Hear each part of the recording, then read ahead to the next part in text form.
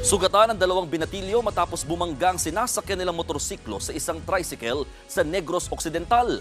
Ang mga biktima napag-alamang wala ring lisensya. Nasa frontline ng balitang yan si Dave Abuel. Nakahandusay, duguan at halos di makakilos sa sakit. Ganyan ang kalagayan ng binatilyong yan matapos bumangga ang sinasakyan niyang motorsiklo sa isang Rusi chariot o tricycle.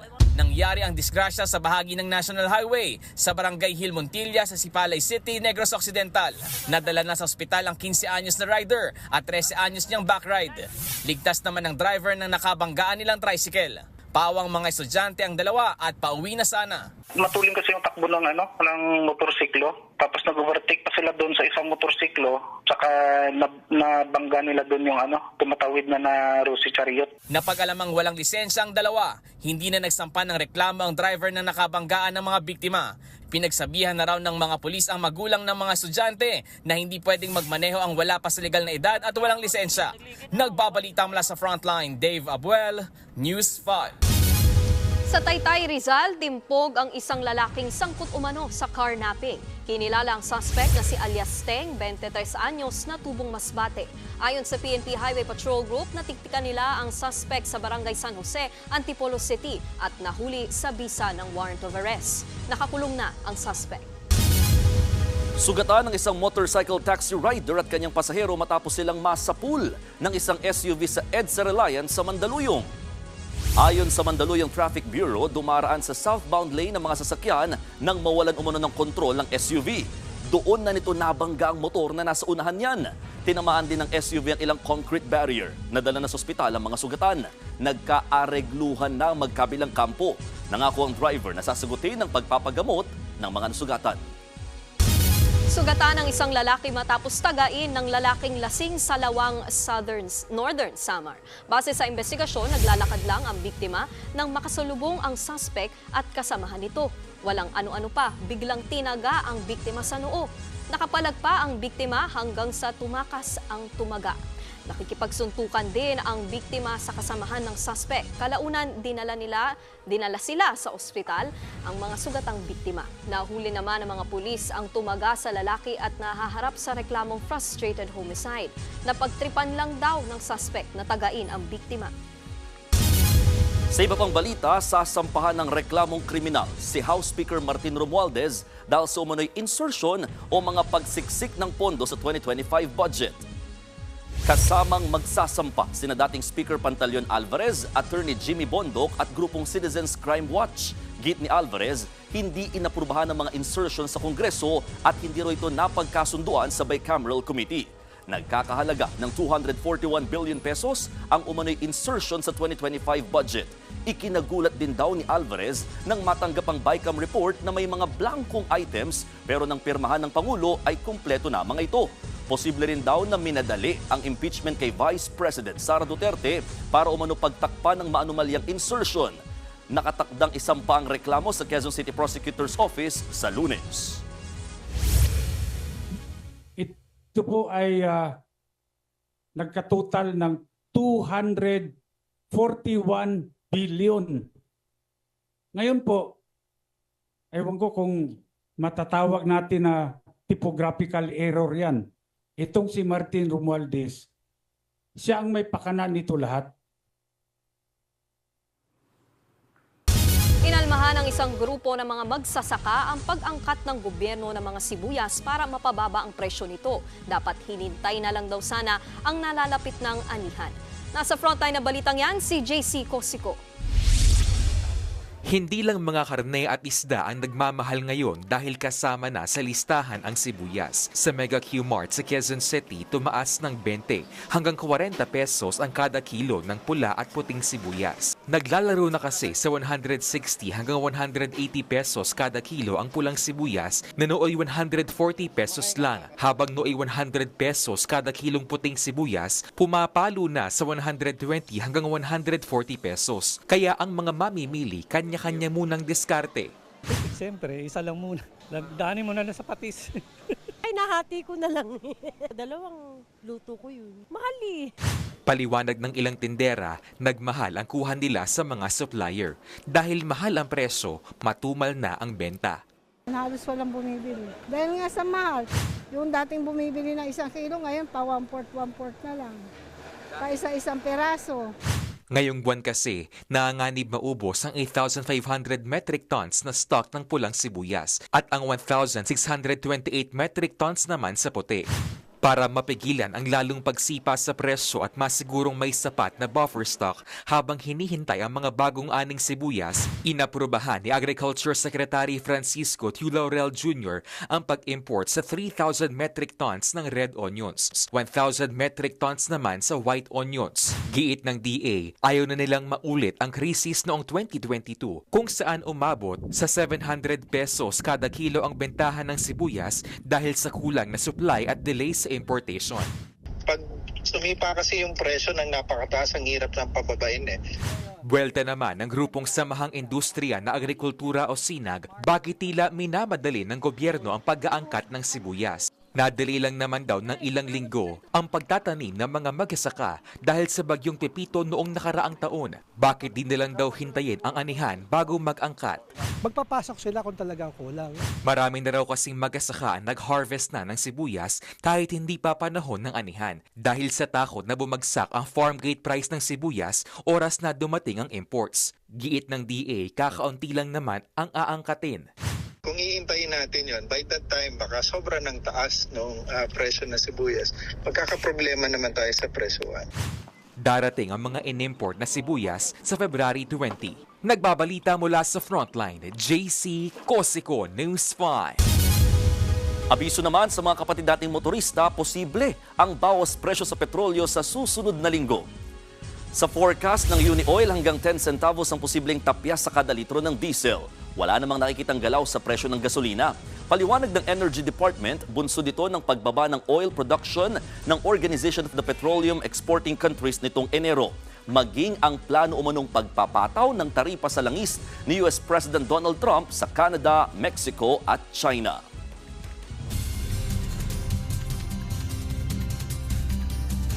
Sa weather update, asahan ang maulang panahon sa malaking bahagi ng bansa ngayong weekend. Sa forecast ng Pag-asa, patuloy na nagdudulot ng malamig na panahon at may tsansa ng mga pag-ulan ang Northeast Monsoon o Amihan. Partikular dito sa Metro Manila, Cagayan Valley, Cordillera Administrative Region, Central Luzon at nalalabing bahagi ng Luzon.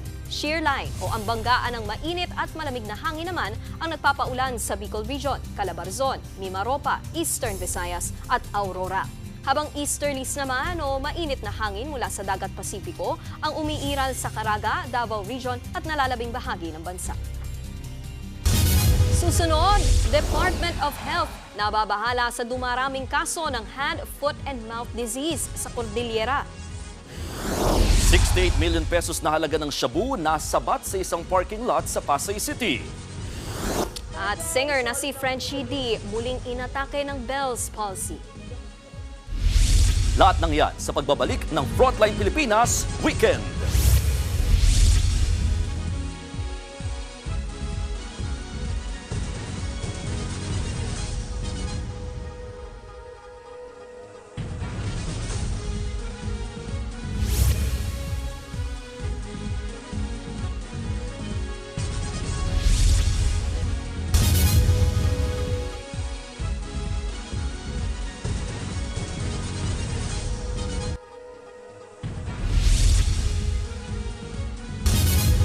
Pumalag ang ilang kongresista sa pagtanggi ni Vice President Sara Duterte na binantaan niya ang buhay ni Pangulong Bongbong Marcos. Git nila, suportado ng mga ebidensya mga article of impeachment laban sa bise.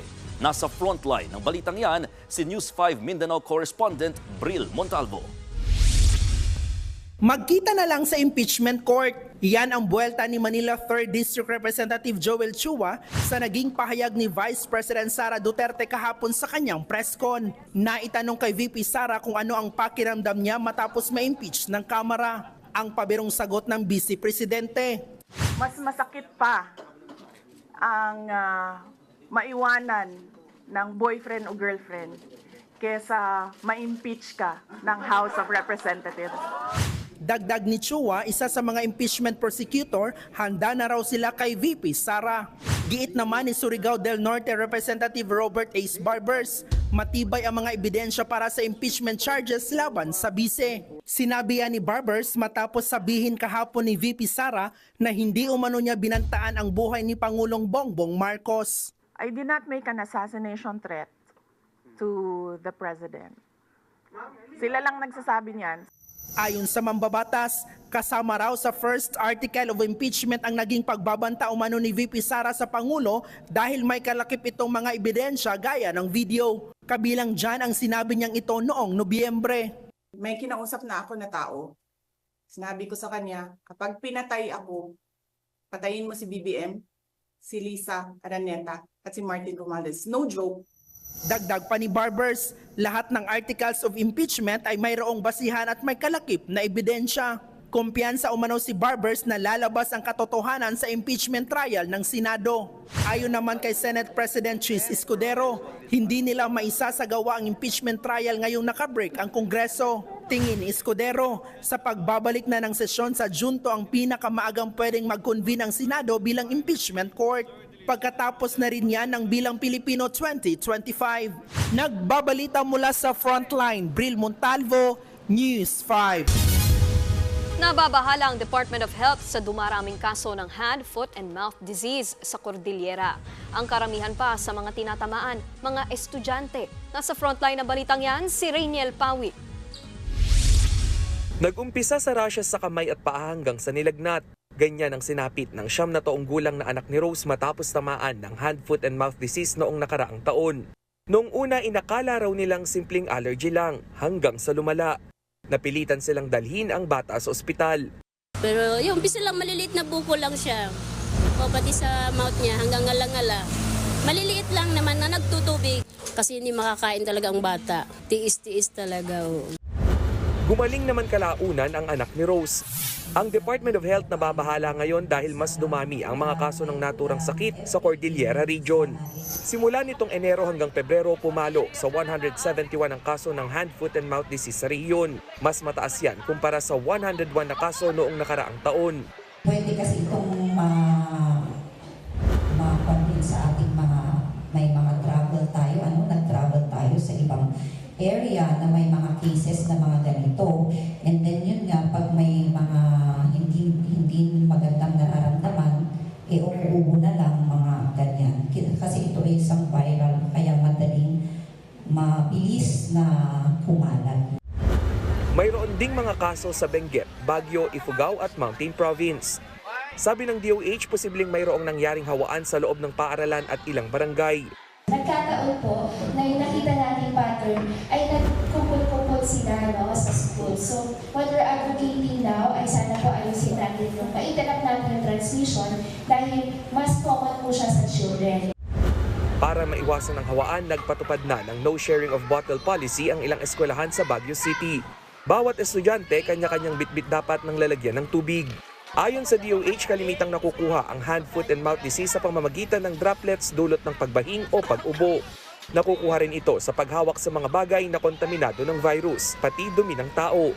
Kaya paalala ng DOH kung nakaramdam ng sintomas gaya ng lagnat, singaw, pamamaga ng lalamunan o pantal sa kamay at paa, agad na magpasuri sa doktor.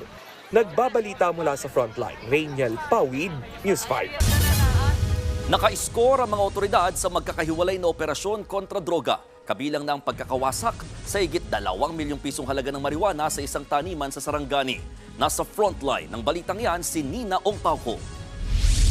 Winasak ng mga otoridad ang 11,000 marijuana plants sa bulubunduking bahagi ng Malungon, Sarangani. Nagkakahalaga ang mga ito ng 2.2 million pesos. Pinaghahanap pa ang may-ari ng taniman kung saan natagpuan ang mga marijuana. Nasabat ang 10 kilo ng shabu sa bypass ng PIDEA sa parking lot ng isang malaking mall sa Pasay City. Nagkakahalaga ng 68 million pesos ang mga droga. Nahuli naman ang 2 sospek sa operasyon. Isa pang drug suspect ang nasabat ng mga pulis sa Quezon City. Nakuha sa kanya ang higit 72 grams ng shabu na may halagang higit 490,000 pesos. Napag-alaman na dating nakulong ang suspect noong 2019 dahil din sa droga. Timbog din ang isang lalaki sa bypass ng PIDEA sa Benyan City, Laguna. Kabilang sa nakumpiska sa sospek ang 15 cartridge na may lamang marijuana oil at pakete ng mga pinatuyong dahon ng marijuana. Nagkakahalaga ang mga ito ng 54,000 pesos. Sinilbihan ng search warrant ang isang bahay sa President Quirino Sultan Kudarat kung saan nakumpiska ang 460,000 pesos na halaga ng shabu at marijuana oil pati ang 3 granada. Hindi naman natagpuan ang 2 residente ng bahay na target ng mga otoridad. Dati raw silang sangkot sa bentahan ng droga noong pang 2023. Nagbabalita mula sa Frontline, Nina Ongpauco, News 5. Huli sa akto ang pagsasali ng libu-libong litro ng umano'y smuggled na krudo sa Bataan. Arestado ang 15 individual kabilang ang mga tripulante ng barkong ginamit sa pag-aangkat. Nasa frontline na balitang yan, si Elaine Fulgencio. Arestado ang mga lalaking ito na sakay ng isang barko sa Mariveles, Bataan kahapon. Naaktuhan silang nagsasali ng umano'y smuggled na krudo. Ayon sa mga tauhan ng National Bureau of Investigation, inaangkat ng mga tripulanteng ito ang krudo mula sa Bagak, Bataan at isinasalin sa mga tanker truck na nakaabang sa Pantalan. Idinideliver daw ang krudo sa Metro Manila at iba pang kalapit na lugar. Kinuha nila yung diesel, yung laman nito from a Chinese ship. Nagbabalang NBI sa paggamit ng smuggled na krudo. Delikado una, hindi natin alam yung grade. Kung ano ba, tama ba yung diesel na yun. Hindi nagbabayad ng tax. Grabe ang lugi ng ating pamahalaan. 8 tripulante ang inaresto, kabila ang hindi lisensyadong kapitan ng barko. Hawak na rin ng NBI ang 7 driver ng mga truck na nakaabang sa Pantalan. Nasa 800,000 litro ng krudo na nagkakahalaga ng 45 milyong piso ang nasabat. Nakikipag-ugnayan ng NBI sa Department of Energy para sa paglagak ng mga ito. Inihahanda na rin ang patong-patong na reklamo na kakaharapin ng mga nabisto. Nagbabalita mula sa Frontline, Elaine Fulgencio, News 5. Sa ibang balita, nakapagtala ng pagyanig sa Bulkang Canlaon sa Negros Island sa nakalipas na magdamag. Sa latest bulletin ng PHIVOLCS, umabot sa 23 ang volcanic earthquake sa Canlaon. Pumalo rin sa higit 4,000 toneladang sulfur dioxide ang ibinuga ng bulkan. Nananatili sa Alert 3 ang Canlaon. Mahigpit pa rin ipinagbabawal ang paglapit sa 6-kilometer radius danger zone nito. Posible kasi ang biglang pagsabog, pagbuka ng lava, ashfall, rockfall at lahar flow kapag malakas ang ulan.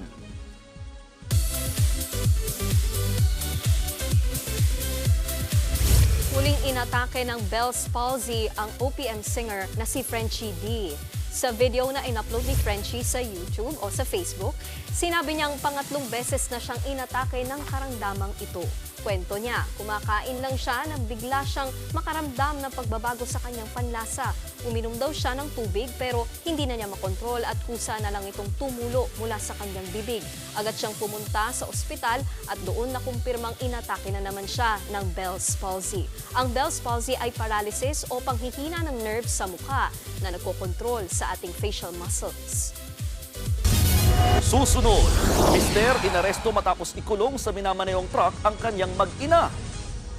Lalaking nagtatanggal ng mga sanga ng puno, patay matapos mahulog. At 12 contestant ng Will to Win, wagi ng 1 milyong piso. Huwag kayong bibitiw, magbabalik ang Frontline Pilipinas Weekend.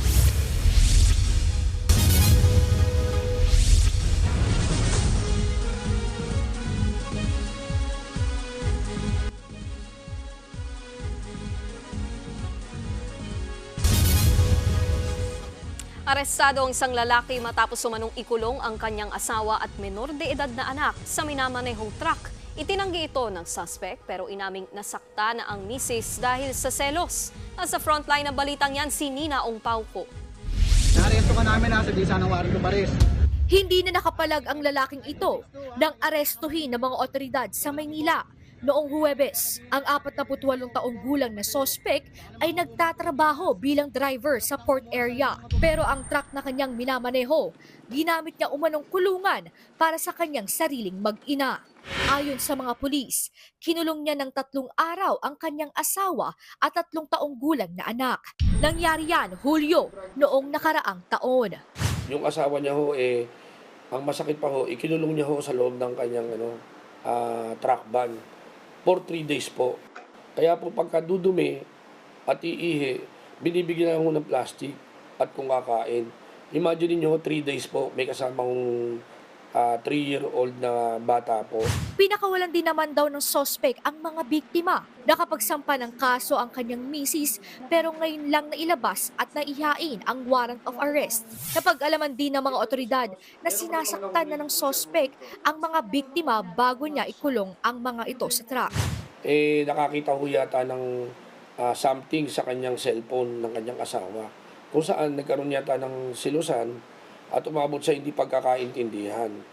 Sinaktan niya ho ng matinding pananakit ho yung kanyang asawa, pati na rin ho yung anak niya nadamay din po. Inamin naman ng sospek na nasaktan niya ang kanyang misis dahil sa selos. Hindi ko po sinaktan yung bata, inanay lang po. Sabi po niya hindi siya magloloko. Magsasabi ng tapat, sasabihin lahat. Nakarating po sila sa lugar na hindi dapat niyang puntahan. Hindi po sinabi sa akin. Pero itinanggi naman niya na persahan niyang ikinulong ang kanyang mag-ina sa truck. Sila po ang nagpunta sa akin, hindi ko po sila ikinulong. Nagpunta po sila dito sa Maynila, tapos po umulan, inuwi namin yung truck sa garahe, iniwan ko na po sila doon. Nahaharap ang padre de pamilya sa reklamong serious illegal detention at 2 counts ng physical injury sa ilalim ng Anti-Violence Against Women and Children. Nagbabalita mula sa Frontline, Nina Ongpauco, News 5. Dead on arrival sa ospital ang isang lalaki matapos mahulog sa puno sa Maynila. Ang biktima, napag-utusan lang palang alisin ng mga sanga para hindi makasagabal sa parking. Nagbabalik si Nina Ongpauco. Sa kuha ng CCTV nitong Martes, pinuputol ang mga sanga ng puno ng bahay na yan sa Honrade Street sa Sampaloc, Maynila. Maya-maya mula sa puno, isang lalaki ang bumagsak. Nagulangtang ang mga residente. Unang tumulong ang lalaking nakaitim na nakatira sa bahay kung saan nakatanim ang puno.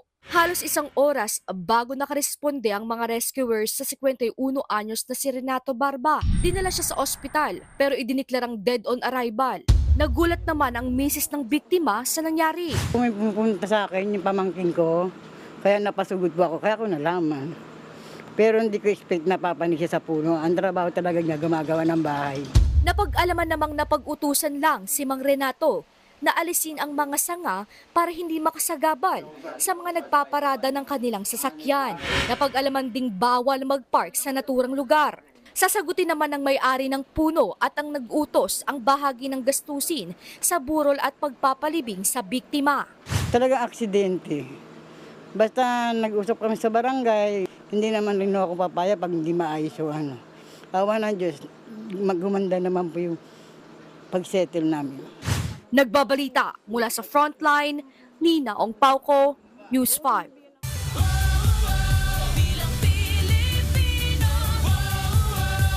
Maaaring ipakulong ng COMELEC ang mahuhuling sangkot sa pagbebenta at pagbibili ng boto. Ayon sa komisyon, maaari silang makulong ng hanggang 6 na taon at pagmultahin ng di bababa sa 10,000 piso. Pero aminado ang COMELEC na takot ang ilan na i-report ang nakikita nilang nagsasagawa ng vote buying at selling. Kaya raw magtatayo sila ng mga kontrabigay complaint center na pwedeng takbuhan ng mga gustong magreklamo. Magsisimula ang campaign period para sa mga national position sa Martes at sa March 28 para sa mga lokal na posisyon. Kung hindi nila kaya, kami ang magpa-file motu proprio on our own or we are going to pursue it. No? It's not going to stop at just submitting your complaint. Arestado ang isang high-value individual na nahulihan ng granada at shabu sa Eastern Samar. Hinarang sa checkpoint ang 42 anyos na suspect na kinilalang si alias Dino. Nang suriin ang U-box ng kanyang motor, tumambad sa mga pulis ang isang PRB 423 na granada. Halos 200 gramo rin ng shabu na may halagang higit 1,000 piso ang nakita sa dala niyang water jug. Isang rank 2 regional priority target ang nakakulong ng suspect na mahaharap sa patong-patong na kaso.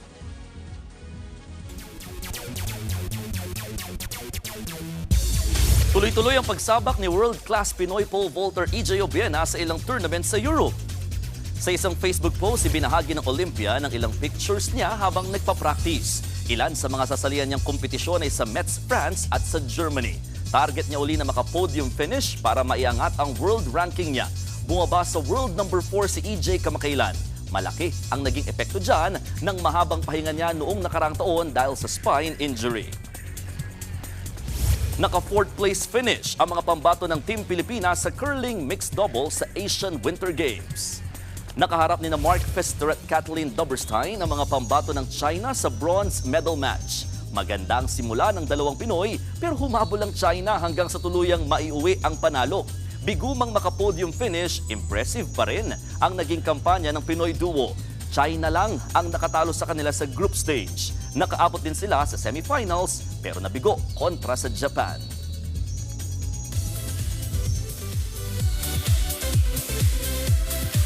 Talaga namang happy ang weekend ng 4th Millionaire sa programa ni kapatid host Willie Revillame na Will to Win. Ang laman natin, pinagpalit ko sa 200,000! Top that PH, maraming Wagi ang 12 contestant sa segment na Pera o Kahon. Naiyak sa tuwa ang mga maswerte nating kapatid nang buksan ang kahil na kahon na may lamang grand prize. Maghahati-hati sila sa 1 million pesos. Mapapanood ang Will to Win dito sa TV5 Lunes hanggang Biyernes tuwing alas 5 ng hapon. Susunod, eroplano bumagsak at tumama sa pampasaherong bus sa Brazil. At 12 mangingisda nasa gip ng Philippine Coast Guard sa Palawan. Tuloy-tuloy ang balitaan sa Frontline Pilipinas Weekend.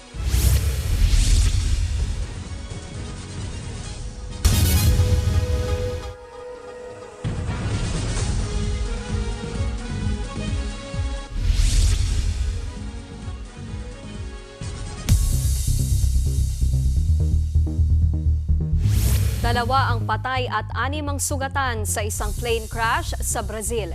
Yan na di pa pang Frontline News Abroad sa report na ito. Nasunog ang bus na yan matapos mabagsakan ng eroplano sa Sao Paulo, Brazil. Sunog na matagpuan ang katawan ng 2 piloto. Sugatan naman ang ilang pasahero ng bus. Inaalam pa ang sanhi ng plane crash. Sa Amerika naman, nasagip ng mga otoridad ang isang walang malay na lalaki sa isang speedboat na nawalan ng kontrol. Tumalon sa speedboat ang mga pulis at binuhat ang biktima. Hindi pa alam kung bakit nawalan ng malay ang lalaki. Nagpapagaling na siya ngayon. Sa Amerika pa rin nagliyab ang isang papasaherong tren sa Pennsylvania. Kita sa video ang makapal na usok na nagmula sa unang bagon ng tren. Higit 300 pasahero ang nailikas. Inaalam pa ang sanhi ng sunog. Kita rin sa video ang pagragasa ng flash flood matapos sumagupit ang isang bagyo sa Peru. Tumambad sa lugar ang mga pinagsamang sanga ng kahoy at putik na inanod ng baha. Nagbabalita mula sa Frontline, Rainiel Pawid, News 5. Muling magpapataw ng parusa si US President Donald Trump sa mga tauhan ng International Criminal Court o ICC. Sa isang executive order, parurusahan ng Amerika ang mga mag-iimbestiga sa US citizens at kaalyado ng Amerika tulad ng Israel. I-freeze din ang kanilang US assets at pagbabawalang kitain ang kanilang kaanak sa Amerika. Agad yang kinundinan ng ICC at iginiit na suportado sila ng halos 80 member states sa buong mundo. Git ng ilang sumuportang bansa, mas paiigtingin lang ng sanctions ang culture of impunity o kawalan ng kaparusahan sa mga krimen. Una nang ipinataw ni Trump ang parehong sanctions noong 2020. Dismayado ang pamilya ng isang Filipino seafarer matapos itong mawala sa hindi malamang dahilan sa Gulf of Mexico. Sinuspinde naman ng Department of Migrant Workers ang lisensya ng manning agency na may hawak sa nawawalang Pinoy. Nasa frontline ng balitang yan, si Rainiel Pawid. Ito ang ilan sa mga larawang ipinadala ng Pinoy seafarer na si Ralph Bobiles sa kanyang misis noong December 5. Kuha ito sa Veracruz Port sa Mexico, isang araw bago mawala si Ralph sa sinasakyang MV Prestige Ace. Sa Mexico pa lang nakababa na raw sana ng barko si Ralph, pero dahil sa aberya sa manpower, tumuloy pa ito pa Baltimore sa Amerika. Kung nagka-crew change, sabi niya sa atin, hopefully dito po siya makakapag-spend ng Christmas and New Year. Kasi bunso po namin, birthday niya, January 9, pinag-uus din. Natanong ko pa siya kung nandito na siya that time. Sabi niya pwedeng nandito na daw po siya sa Pinas. Sa nasa 20 Filipino crew sa barko, wala na raw sumagot sa mga mensahe ni Mau kung bakit nawala ang mister. Kung alam nila yung kung anong totoong nangyari, mahirap kalaban ng consent sir, di ba? Questionable naman sa Department of Migrant Workers na hindi nag-report sa US authorities ang kapitan ng barko pagdating sa Amerika. Never said anything about the disappearance of Seafarer Bubile. So these are all badges of negligence, of non-care, and therefore we are taking action against the licensed manning agency and the principal ship owner. Hindi rin umano inaalis ng DMW ang posibilidad na may foul play sa pagkawala ng seafarer. Dahil sa kakulangan sa tamang aksyon at investigasyon, kinansela na ng DMW ang lisensya ng manning firm na Parola. Nakikipagtulungan naman na ang DMW sa US authorities para sa investigasyon ng insidente. Nagbabalita mula sa frontline, Rainiel Pawid, News 5. Nasagip ang 12 mangingisda na stranded sa karagatang sakop ng Cabuli Island sa El Nido, Palawan. Ayon sa Philippine Coast Guard, biglang bumigay ang makina ng fishing boat habang naglalayag nitong Huwebes. Umabot ng higit 64 nautical miles ang bangka sa hilagang kanlurang bahagi mula sa Cabuli Island. Nakatanggap ng distress call ang PCG kaya ipinadala ang bagong BRP Melchora Aquino para sa search and rescue. Maayos naman ang lagay ng mga mangingisda nang matagpuan sila ng PCG kahapon. Binigyan sila ng tulong kabilang ang medical evacuation or evaluation, mga supply at pagpapahila sa kanilang bangka. Mula sa Kamara, nasa Senado na ang mga papeles ng impeachment ni Vice President Sara Duterte. Ano nga ba ang pinagkaiba ng tungkulin ng dalawang kapulungan sa usaping ito? Himayin natin yan sa report ni Ed Lingaw. Bakit nga ba magkahiwalay ang Kongreso? Merong Senado, merong mababang kapulungan. Bakit hindi na lang iisa? Mula pa nung itatag ng mga Amerikano ang unang Philippine Legislature noong 1907, isang debate na yan. Dalawang chamber po ang Kongreso, ang House of Representatives o mababang kapulungan at ang Senado. Magkaiba po ang papel ng mga yan at magkaiba rin ang paraan ng paghalal sa kanila. Ang mababang kapulungan, kinatawan ng iba't ibang distrito ng bansa. Kumbaga, sila po ang kinatawan ng mga komunidad. Sa 1987 Constitution, ang bawat congressional district merong hindi bababa sa 250,000 na populasyon. Sila-sila ang mamimili ng kanilang congressman na magiging kinatawan nila sa Kongreso. Kumbaga, mas lokal ang kanilang interes. At sa 1987 Constitution, pinasok sa Kongreso ang party list system, kung saan maaaring may kinatawan din ang iba't ibang sektor at advokasya. Sa Konstitusyon, 20% ng mababang kapulungan ay dapat party list congressmen. Ang mga senador naman, hinahalal ng lahat ng mga botante. 24 sila at kada 3 taon, ang top 12 sa botohan ang uupong senador. Kaya sila dapat ang may mas malawakang pananaw sa interes ng buong bansa. Pareho naman sila mga mambabatas, pero meron din mga pagkakaiba sa kanilang mga tungkulin. Halimbawa, ang lahat ng panukala na may kinalaman sa pera, gaya po ng mga buwes at ang tao ng budget, kailangan manggaling muna sa mababang kapulungan bilang kinatawan ng taong bayan. Ang mababang kapulungan din ang may otoridad na mag-impeach sa isang mataas na opisyal ng bansa, gaya po ng Pangulo at ng Vice Presidente. Kung sa mababang kapulungan ng impeachment, ang mismong impeachment trial ay nangyayari naman sa Senado. Ang mga senador ang tumatayong hurado sa anumang impeachment complaint.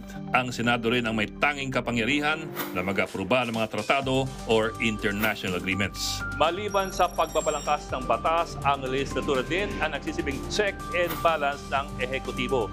At dalawa po ang kapulungan para magsilbi rin silang check and balance ng isa't isa.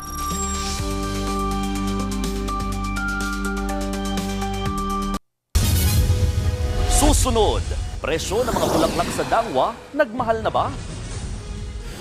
At relasyong Andy Eigenman at Philmar Alipayo, may pinagdadaanan? May third party nga ba? Tuloy-tuloy ang balitaan sa Frontline Pilipinas Weekend.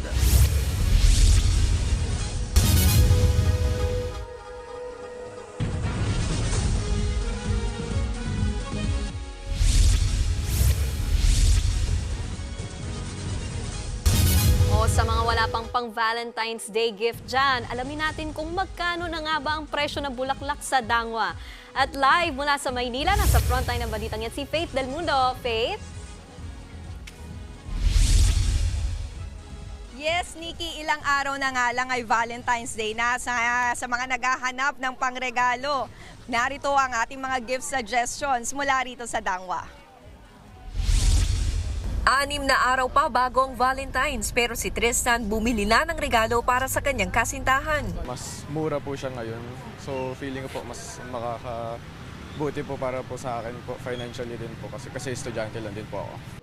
Si Ranz naman na taga Batangas, dumayo pa ng Dangwa para makabili ng bouquet. Isinama na rin niya ang nobya para siya nang pumili. Nagustuhan naman kaya? May certain po akong gustong bilhin, kaya sumasama na lang po ako sa kanya. Kapag kasama ko siya, alam niya na agad yung pipiliin, kaya ako, babayad na lang ako. May mabibili pa rin naman na halagang 100 pisong rosas. Pero syempre, ang presyo naglalaro depende sa klase ng bulaklak at sa dami ng bibilhin. Kung ayaw nyo naman ng fresh flowers, may mabibili ring dry flowers. Kung ayaw nyo naman ng flowers, may iba pa namang gift ideas gaya ng hair clips, stuffed toys at balloons.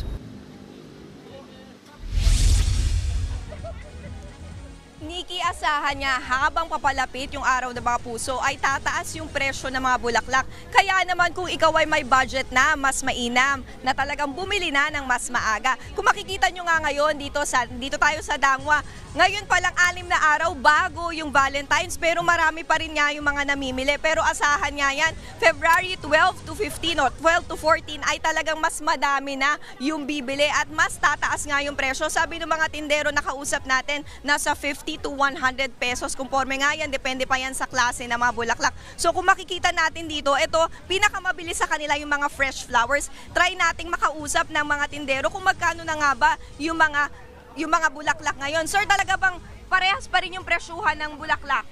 Apo. Oh, magkano yung mga ganito? Klase? 220 ma'am, yung 20 pieces po. 220. Ano yung pinakamabili na bulaklak? Mga rosas din ba? Mga tulips? Yun ba yung pinakamabili? Tulips ma'am. Oo, nagkakahalaga na magkano yun? 180. 180. Pero pagka malapit na yung Valentine's Day, talaga bang mas magmamahal yung presyo? Ma'am, tataas pa po yun. Oo, magkano itataas? Ma'am, umabot ng 200 po. Okay. So yan yung mga makikita natin. Dito maraming mga fresh flowers pero meron din naman mga hindi naman sabing fake flowers pero yun yung mga dry flowers o kaya yung mga talaga naka-preserve na flowers. So kung makikita natin, marami makulay lahat dito. Ito yung mga example nung mga dry flowers. Nagkakahalaga to.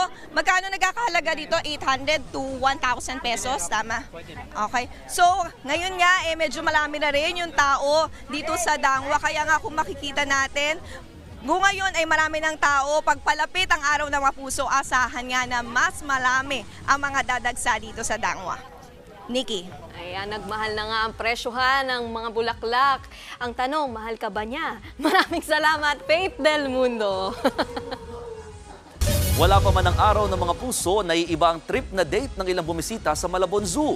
Kadate ng ilang fur parents ang pinakamamahal nilang pets na patalbugan sa OOTD. Nasa frontline ng balitang yan si Dave Abuel. 6 na araw bago ang Valentine's Day, nauna nang nag-date ang mga fur parents at kanilang pets sa Malabon Zoo kaninang umaga. Kanya-kanyang gimmick ang mga owners sa OOTD o Outfit of the Day ng kanilang pets. Si Rose Jean Ibanez, kadate kanina ang nakasuit at bowtie pa na aspi na si Christopher Calvin. Para po presentable po siya pag nagpunta po kami dito. Nakabandana naman with matching sunglass pa ang super behave na asong si Kai. Bad hair day daw kasi ngayon si Kai, kaya sinuotan na lang ng bandana ng owner na si Michelle Prestosa.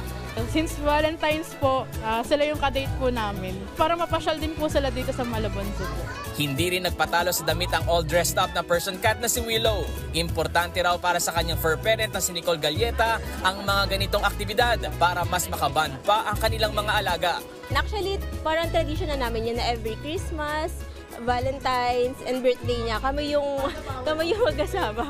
Bukod sa pets, nag-enjoy din ang ilang batang bumisita kanina sa Malabon Zoo at nakakita ng mga hayop tulad ng tiger. Tuwang-tuwa rin silang magpakain ng mga usa kanina.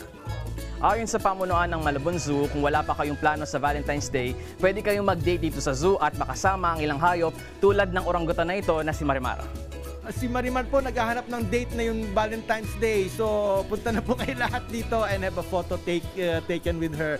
Free po ang picture taken natin with Marimar, no? Marimar, okay lang yan. Mapapakilala pa kita sa iba. Hindi lang naman ako ang boyfriend mo, ha? Sa entrance fee na 300 pesos, sulit na sulit ang pag-ikot sa Malabon Zoo habang kabanding ang inyong loved ones. Nagbabalita mula sa Frontline, Dave Abuel, News 5.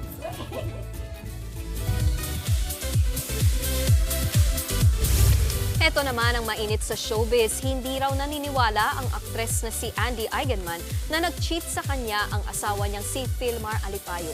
Sinabi niya yan sa kanyang Instagram story at dagdag pa ng aktres, lagi raw siyang kasama ng asawa niya kapag nandyan ang babae na hindi niya pinangalanan. Nag-post daw siya dahil niloko siya ng naturang babae at inuudyukan umano nito ang kanyang asawa na hiwalayan siya tuwing magkakaroon sila ng hindi pagkakaunawaan. Katunayan, matapos daw ang pag-aaway nila Andy at Filmar, hinikayat umano ng naturang babae ang kanyang asawa na magpa-couple tattoo. Nag-reach out din daw ang aktres sa naturang babae pero dinedma lang daw siya nito. Pag-amin ni Andy, nasaktan siya dahil pumayag si Filmar sa pagpapatattoo. Pero para kay Andy, walang tao o kaibigan na may mabuting intensyon na manghihikayat na magpa-couple tattoo ang lalaking may asawa na. Pinost yan ng aktres matapos maging usap-usapan ng netizens ang pag-unfollow ng mag-asawa sa isa't isa. Nasinundan naman ng cryptic posts ni Andy na may larawan ng isang ahas at may quote na "I just found out it's the year the snake."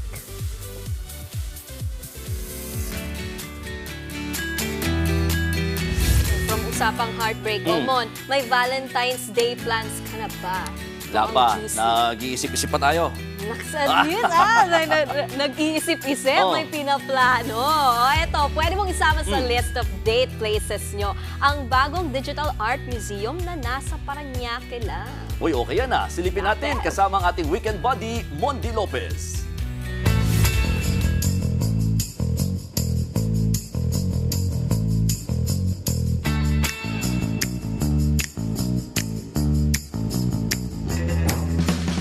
Ngayong weekend, i-explore naman natin ang future of art.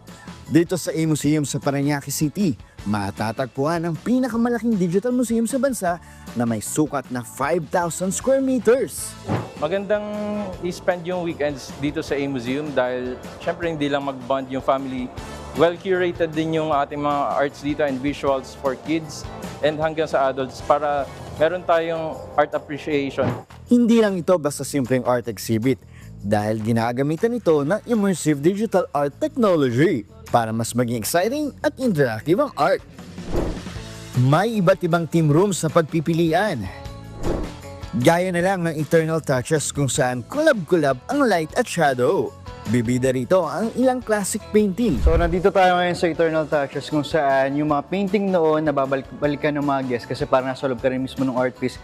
Gaya na lang nito ng art piece ni Van Gogh na Starry Night. Sa Teleport Gallery naman, tampok ang mga sining mula sa past to present. Feeling mo nasa kalawakan ka dito sa Cosmos Voyage. Party-party naman tayo sa laser show dance ng Portal of Light. Sa floor canvas at cubist portrait, art comes to life naman ang peg. Nasa alapaap na ba ako? Ganyan ang feels dito sa Stream of Heaven. Dreamlike scene naman tayo sa mga naglalaki ang bulaklak sa Infinite Blossoms. Sa Color Sonata, pinagsama naman ang art at musika. At sigurado akong magugustuhan ito ng mga bata. Welcome sa Drive Your Dream. So bakit siya tinawag na Drive Your Dream? Kasi your imagination will turn to reality. Nice. Subukan nga natin yan. TV5.